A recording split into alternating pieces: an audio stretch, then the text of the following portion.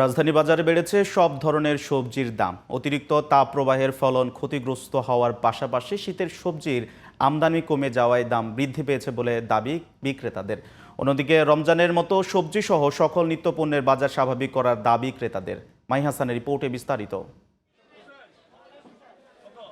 পুরো রমজান মাস জুড়ে দু একটি সবজি ছাড়া সব ধরনের সবজির দাম ছিল তুলনামূলক কম। তাতে স্বস্তিতে ছিলেন ক্রেতারা।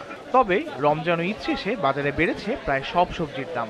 আমদানি কমের কারণে মালের দাম একটু বাড়ছে। লাউ বিক্রি হচ্ছে 70 থেকে 80 টাকা, আর গাজর বিক্রি করছে আমরা 50 থেকে 40 টাকা। আগে কিছুটা কম ছিল। অতিরিক্ত তাপপ্রবাহ, শীতের সবজির আমদানি কমে যাওয়া এবং রোজার পরে চাহিদা বেড়ে যাওয়াকে দাম বৃদ্ধির কারণ হিসেবে দুষছেন বিক্রেতারা। কয়েকটা আইটেম সিজন শেষ, দাম একটু বাড়তি, আর কয়েকটা আইটেম সিজনের নতুন, দাম একটু বাড়তি।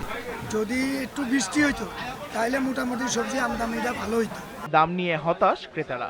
রমজানের মতো স্থিতিশীল বাজার প্রত্যাশা তাদের। এখন প্রত্যেকটা জিনিসের দাম 10 থেকে 20 টাকা করে বেড়ে গেছে। সজনা নিল 160 টাকা কেজি, আর করলা নিল 160।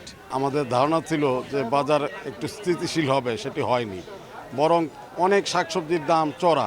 কার্যকর মনিটরিং এর মাধ্যমে কাঁচা বাজার সহ নিত্যপণ্য মানুষের নাগালের মধ্যে আনার দাবি ক্রেতাদের। Mahi Hasan, DTV news, Dhaka.